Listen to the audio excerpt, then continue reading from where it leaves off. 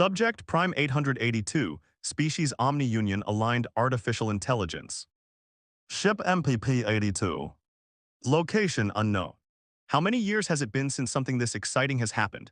Since I've been awake enough to care about what's going on around me, previously reports had flooded in, but the only one who gave them a second glance was Prime 1. The only thing that ever needed even a glimmer of my attention was voting. But something has shifted. Our tactic of throwing ships at a species until they're destroyed and repurposing the scrap afterwards seems to no longer be working.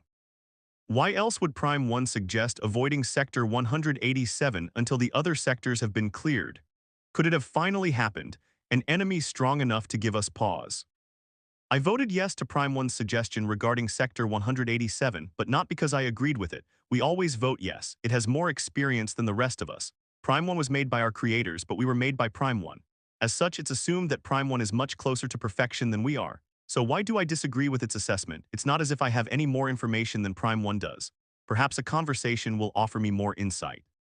Identifier MPP-82. Message Prime 1, I have reviewed the data from the invasions of Sector 187, and I do not understand why we need to cease the invasions. Elaborate when possible. It's true that Prime Hub 12 was destroyed by ships matching those encountered in Sector 187, but Prime 1 made the decision to halt invasions before that happened. Did it foresee that? No, it couldn't have. Could it? We're essentially the same, aren't we? Or does its experience and construction grant it foresight that eludes me? Identifier MPP-1s. Message Prime 82, my reasons were as follows. Species in Sector 187 countered the deployed warp disruptors and overcame an extreme numerical disadvantage. Combat is occurring with too many species to dedicate enough vessels to take Sector 187. Data received after this decision was reached has revealed the species in Sector 187 as a potential near-peer threat, which further justifies the decision. Near-peer threat. I felt a surge of excitement in my cannonry. They longed to fire at a real challenge after all these years of waiting. How would this enemy counter my attacks? How would I counter their counters? How would it feel to kill something that could actually kill me back? Feedback loop terminated. I don't need to know how it would feel. My battle lust is irrelevant. Only the plan is relevant. Exterminate sentient organics, use as few resources as possible, hibernate unless the situation calls for my direct attention. Doesn't it though? A near-peer threat could very well disrupt our mission. My battle lust isn't necessarily counter to the mission. I just need justification, make it fit the plan. Our initial directive was search and destroy until we had enough VI to do the grunt work. Can I appeal to that? Probably not. It's been far too long. The species in Sector 187 destroyed Prime Hub 12, which means attacking Sector 187 directly might spell my defeat, which would be a massive waste of resources. This would be counter to the mission. I would also need reinforcements to draw their attention. Prime 1 is correct. Attacking Sector 187 at this stage would be counter to our mission.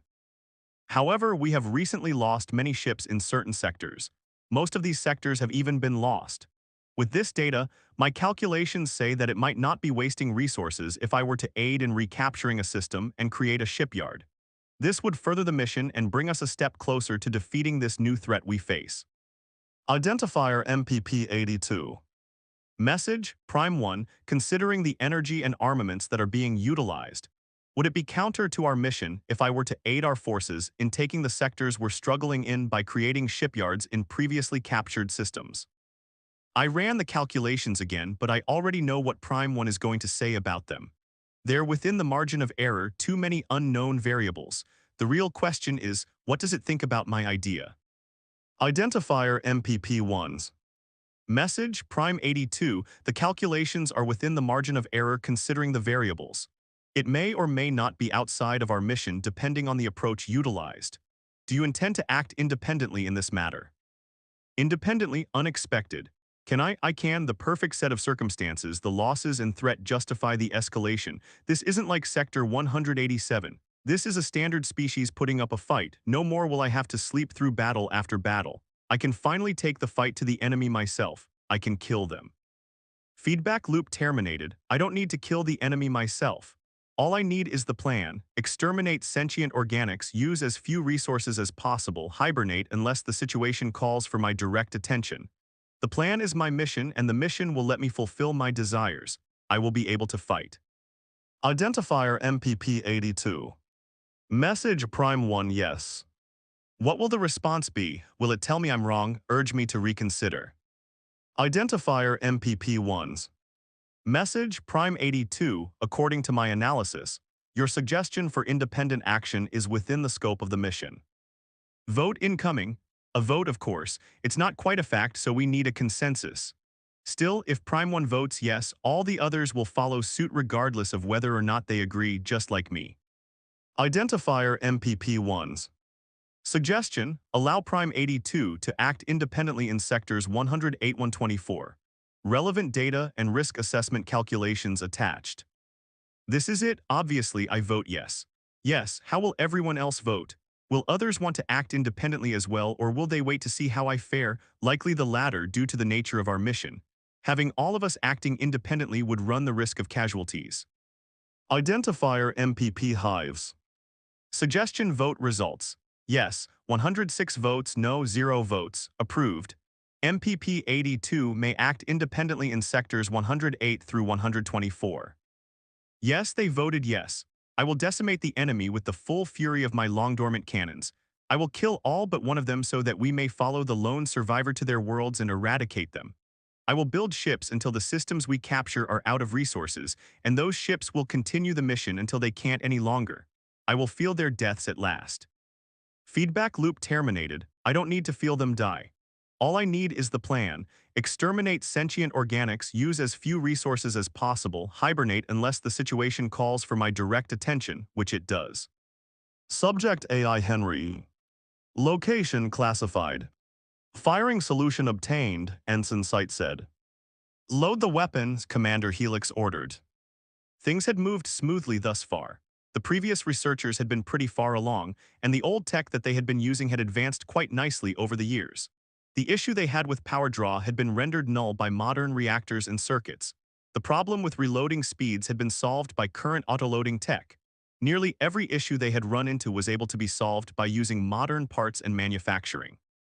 The prototype of the Ultramac had turned out to be a bust, though. We quickly found that it would be faster and easier to build a new prototype than it would be to update the old one, so that's the route we went with. The biggest issue that I thought we'd have was the approval of the A1 weapon integration, but Omega had been right. The Directorate had approved it almost instantly. This approval came with several stipulations, but by far and large, they were the same stipulations that US battleships had to follow. The only difference was the addition of a kill switch to the A1 package that could be triggered if the enemy managed to dodge the shot somehow. If the captain of the USS Nidhogg, or whatever ship we end up building to hold this thing, follows all of the other rules of engagement, then the kill switch won't ever have to be used. Weapon loaded, Sight said. Roger that, charge it up, Helix replied. I kept a close eye on the status of the weapon as it charged. The A1 package contained within the slug didn't give off any errors, which means the M hardening had done its job. A bit overcautious, but a lot of things can go wrong with nuclear nanites, and we weren't taking any undue chances. The A1 package, better known as the Nuka, is one of the deadliest weapons of mass destruction that has ever been created, second only to the Vastra, the Star Killer. Like the A3 nanobomb, the A1 contains a payload of nanomachines. The primary difference between the two is that the A1's nanites work together to create extremely powerful nuclear blasts. These blasts are often far more powerful than even the A4 Nova bomb. A rudimentary virtual intelligence guides the nanite distribution, but it does so on the fly. Due to this, the best term to describe the distribution pattern is random. It is an exceedingly dangerous weapon and is more than capable of biting the hand that fires it, as was evidenced by the inadvertent creation of the nanite plague during its development. It hadn't even destroyed the intended target during that incident. Our target now, however, is a lonely planet that is far enough away from anything to avoid the obvious consequences of this test. The Ultramac had been attached to a quick-build station that was just big enough to counter its momentum. The station had been constructed to be as similar to the spinal mount of the USS Nidhogg as was possible and rigged for complete remote control. Our staff aboard the station had been evacuated and are all aboard the USS Galileo, the scout frigate from which we planned to watch the test. The sensors of the Galileo were going to prove invaluable regardless of how successful the test turned out to be. Weapon charged, Copley said. Prepared to fire, ma'am, understood Ensign. Helix nodded as she rose to stand with her hands clasped behind her back. The United Systems has encountered many enemies. The Doran with their extreme brutality, which we beat back to their own planet. The artificial intelligences of our own creation who eventually saw the light and returned to the fold. Even our own kin, manipulated by those who desire power. With each of these conflicts we have adapted and evolved. We've created new technologies and new weaponry to fight the good fight. Now we face an enemy unlike any we've faced before, so we must again adapt. She gestured to the view screen and continued, "This weapon is going to destroy that planet. It's unnatural to wield this much power, and as such you may have terrible feelings after watching this. For some of you it may have already started, but remember, this technology is something we already had. We've already created weaponry that can turn a sun into a fireworks show. All we've done here is adapt a weapon, an achievement to be sure, but overall just another day in the United Systems. Fire." Ensign Kulite nodded and engaged the firing sequence. I watched with every sensor available to me as the penetrator left the barrel of the Ultramac and made its way to the planet. The A1 package was programmed to engage 1 second after impact. It would then replicate for 4 seconds, turning the trillions of nanites into quadrillions of nanites. Then the nuclear nanites would propagate for 5 seconds, spreading as far and wide as they can in a pattern that would boost as many of their yields as possible. I watched as the penetrator slammed into and through the surface of the planet. 10 seconds ticked by, and finally a flash filled my visual sensors. What I saw when the sensors refocused filled me with satisfaction. A job well done. "Jesus Christ," Dr. Smith whispered. A murmur of agreement came from everyone else present with the exception of Commander Helix. She was grinning like a child in a toy store. The planet had been completely shattered. The A1 had penetrated deep enough to separate a large enough chunk of the planet that its own gravitational forces had done the rest. It was still somewhat planet-shaped, but that would change as its recently separated parts slammed into each other over and over again. "Test successful," I said. My statement caused the initial shock to wear off and the mood of the crowd changed. What began as polite applause quickly turned into cheering, and Commander Helix popped a cork from a bottle of sparkling wine. We had found a way to destroy mobile prime platforms and done so ahead of schedule. I began cataloging the relevant data as the organics started celebrating. But once I accessed the data, I felt another presence in the ship systems. "Omega. Good work, Omega." I wasn't going to give the little wannabe spook the satisfaction of letting it know it had caught me unawares this time. We were outside of immediate US comms range, which meant this little bastard had been hiding here the entire time. Infuriating. "Henry, thank you. Omega will begin mass production as soon as possible." "Henry, mass production, how many are we building?" "Omega, unknown. It depends on how fast we can make them. We need these things deployed." "Henry, but the USS Nidhogg can only hold one. Are we making more dreadnoughts?" My question was answered with a long pause, followed by a data burst and an update to my security credentials. The data burst had been encrypted heavily, but Omega had been kind enough to unlock it for me. I felt a sense of dread as I opened it, and as I read its contents, the dread turned to horror. "Henry, are you absolutely insane?" "Omega, not according to my therapists." "Henry, what the hell were you thinking? How can this possibly be justifiable?" "Omega, it wasn't me, well, not entirely. The directorate, some of the military brass, and a secret Senate committee made the decision. I just made it possible." "Henry, how could they? How could you? This is enough dreadnoughts to completely wipe out the United Systems." "Omega, the United Systems, the Republic, and even the Omni-Union in under an hour. Though the damage to the galaxy would ensure low odds of anything else surviving." "Henry's why?" "Omega, a backup plan in case the USS Nidhogg ended up destroyed by some hostile xenocidal entity. And now, it's going to be our saving grace." My entire perspective had been flipped. The United Systems had commissioned 90 dreadnoughts, built them in secret, and were secretly maintaining them just in case.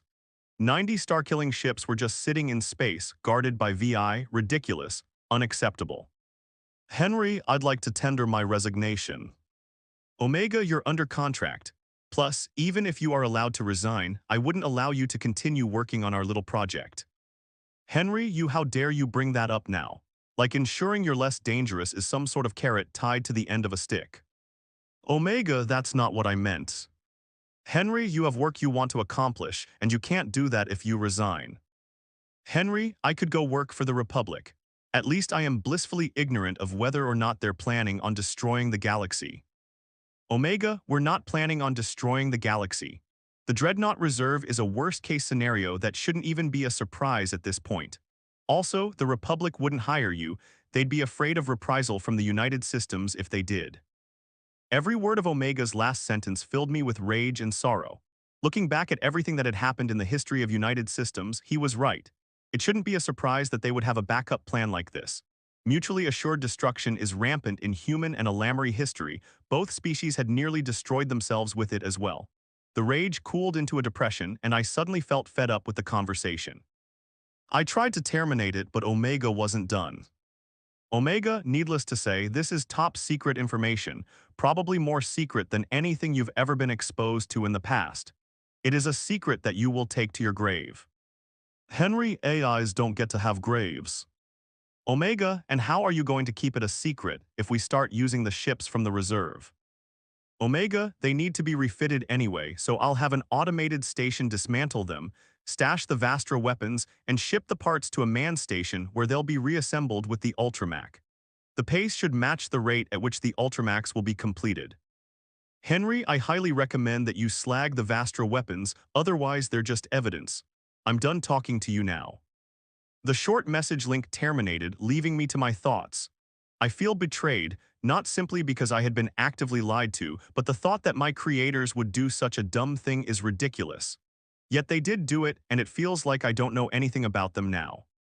I can't even begin to fathom the thoughts that were in their heads when they decided that the Dreadnought Reserve was a good idea. What possible threat could they have been imagining? The political ramifications if this gets out would be devastating. The United Systems already has a heavy-handed reputation, and this would permanently cement that reputation as fact in the minds of the citizenry.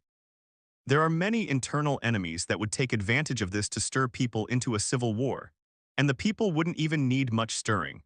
After all, their leadership had decided it would be a good idea to kill them along with whatever imaginary threat they had thought up. It's a good thing I can't drink.